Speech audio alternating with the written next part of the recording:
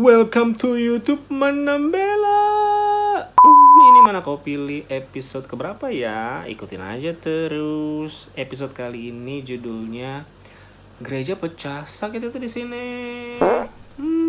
Ada fakta, ada kebenaran. Seperti biasa di mana kau pilih. Fakta pertama guys. Pada 31 Oktober 1517, di mana waktu itu gue nggak tahu gue lagi ada di mana karena gue lahir tahun 1986. Martin Luther, orang-orang Batak masih tahu siapa sih Martin Luther nih, tak marga apanya dia. Dia memaku 95 dalil berisi kritik terhadap otoritas Katolik pada saat itu pada pintu gereja di Wittenberg. Wittenberg itu ada di Jerman. Gua belum pernah ke sana. Peristiwa itu dicatat dalam sejarah sebagai awal mula gerakan reformasi di daratan Eropa dan seluruh dunia yang melahirkan Protestantisme. Gue punya KTP, lu punya KTP, gue punya KTP agama Kristen Protestan. Ini sejarahnya guys.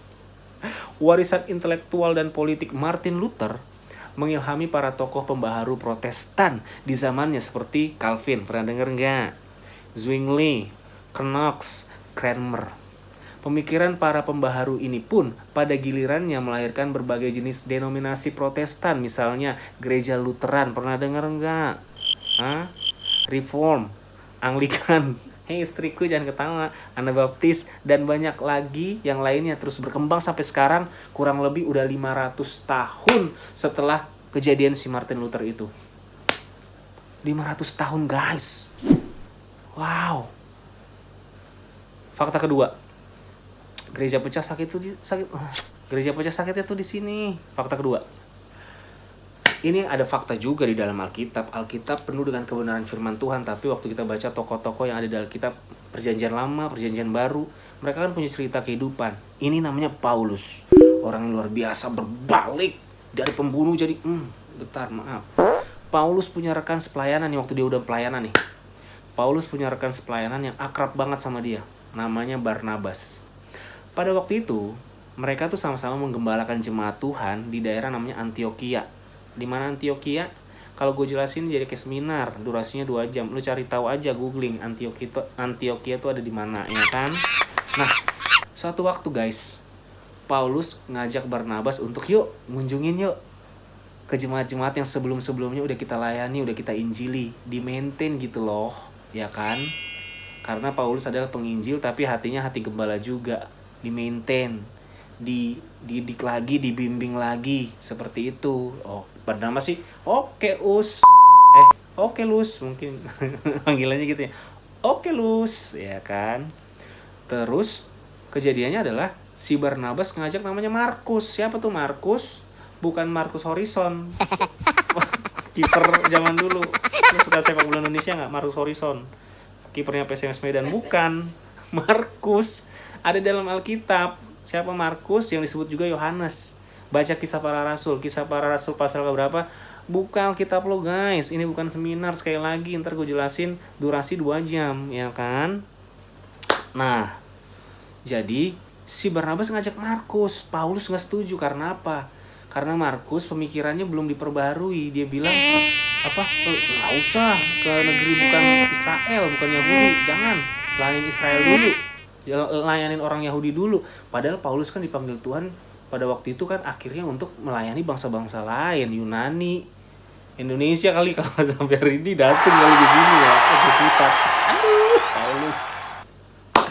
Gitu, jadinya berselisih. Paulus sama Barnabas pecah kongsi guys. Paulus akhirnya join, ada temen duet baru namanya Silas. Tetap pelayanan, lanjut, ya kan? Barnabas tetap masih Markus nih, duet dia, ya kan? Lanjut, gitu kan? Pelayanan tetap jalan, ya nggak sih? Poin gue apa guys? Paulus guys, orang dipakai Tuhan luar biasa, tapi tetap tanda kutip, bukan tanda kutip buang lagi kutipnya. Manusia biasa, gue manusia biasa, Musa manusia biasa, Yusuf manusia biasa, bahkan Paulus juga manusia biasa. Yang luar biasa apa? Tuhan Yesus. Dia Tuhan dan juga manusia. Yang lain manusia biasa. Paulus dipakai luar biasa. Paling banyak tulis kitab di Perjanjian Baru, ya nggak? Tapi sebagai manusia biasa, waktu pelayanan dia berselisih yang kayak gitu-gitu tuh. Ya kan? Kebenaran bilang apa deh? Langsung aja deh. Kebenaran bilang gini, guys. Efesus 5 ayat 29 ayat sampai 30. Sebab tidak pernah orang membenci tubuhnya sendiri, tetapi mengasuhnya dan merawatinya sama seperti Kristus terhadap jemaat, karena kita adalah anggota tubuhnya. Ngomongin gereja, guys. Kita tubuh Kristus, anggota tubuhnya. Kita satu. Tuhan rindu kita satu. Unity. Yakobus 2 ayat 1. Saudara-saudaraku, sebagai orang yang beriman kepada Yesus Kristus, Tuhan kita yang mulia, janganlah iman itu kamu amalkan dengan memandang muka. Ya. Pandang dompetnya salah. Bukan canda. Firman Tuhan jangan memandang muka. Artinya apa, guys? Jangan pandang, dari gereja mana tuh kalau ngomongin gereja ya? Dari gereja mana? Denominasinya apa ya? Apa tuh? Pelayanannya apa gitu kan? Bisanya apa segala macam. Enggak. Tadi di awal fakta yang gue kasih tahu tentang Martin Luther ya kan, protes segala macam. Gue pernah dengar khotbahnya Om Kris Manusama. Akhirnya gue ngerti nih yang kayak gini-gini nih. Om Kris Manusama, gembalanya GBI Rock Ambon, bilang ada yang namanya dosa gereja. Ya kayak gitu-gitu. Ada si Martin Luther protes, lahir protestantisme, ada denominasi. Pusing guys, rumit guys. Gue cuma pengen bilang manual book kita satu guys. Alkitab kita sama guys. Kita baca, jangan jadiin bungkus cabe. Baca, jadi Kejadian sampai Wahyu, balik lagi Kejadian sampai Wahyu, Kejadian Wahyu sampai Tuhan Yesus datang. Kita renungkan itu. Poinnya adalah sedih kalau gereja pecah kayak gitu. Kejadian Martin Luther kan akhirnya karena protes ya bisa dikatakan pecah juga. Akhirnya jadi banyak denominasi, jadi ribet lah. Paulus berselisih, pecah kongsi guys. Tapi tetap jalan. Tujuannya tetap untuk mempermuliakan Tuhan. Tuhan sempurnakan lagi. Tuhan lihat hati lagi. Tapi kebenaran yang tadi gue sampein, kerinduan Tuhan cuma satu. Kita unity. Ya kan? Di Indonesia, Jakarta, katakanlah ada banyak gereja gitu kan? Denominasi banyak. Gue cuma pengen mengajak kita semua jangan lihat denominasinya. Karena ngomongin gereja, elu, gereja orangnya, bukan gedungnya, bukan organisasi, bukan itu sama sekali. Kita tubuh Kristus. Bagaimana dengan kita? Kita koreksi diri sering-sering dah. Ya kan? Renungkan firman Tuhan sering-sering dah. Manual booknya Alkitab kita baca, kita renungkan, kita belajar, bikin salah, belajar lagi, bangkit lagi, maju lagi sama Tuhan. Ya kan? Dan memandang orang, gak usah lihat, denominasi mana nih, segala macam. Enggak. Gua melatih diriku nih, gua pribadi nih, ya kan?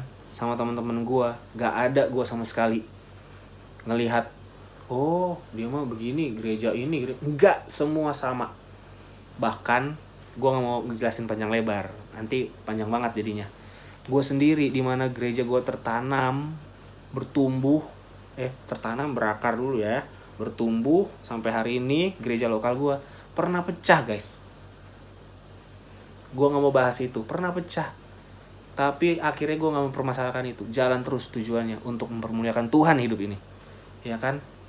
Temen gue yang bawa ke gereja gue pada saat itu udah enggak lagi sama gue di gereja itu. Enggak pernah gue mempermasalahkan guys. Dia tetap bertumbuh. Kita sama-sama bertumbuh dalam iman di dalam Tuhan. Kesatuan yang Tuhan mau. Jadi stop deh gereja-gerejaan, stop. Kalau kata gembala gue, Tante Meda, stop main gereja-gerejaan. Stop playing church guys. Stop playing church because you are the church. Yeah, you know what I mean? Istri gue ketawa lagi. Itu aja yang pengen gue sampein. Gereja pecah, sakitnya tuh di sini. Kata Tuhan. Nah, ini poinnya. Tuhan yang bilang sakitnya tuh di sini. Jangan bikin hati Tuhan sedih dah. Monggo di like, di subscribe, di komen. Ada fakta, ada kebenaran, mana kau pilih. Bye.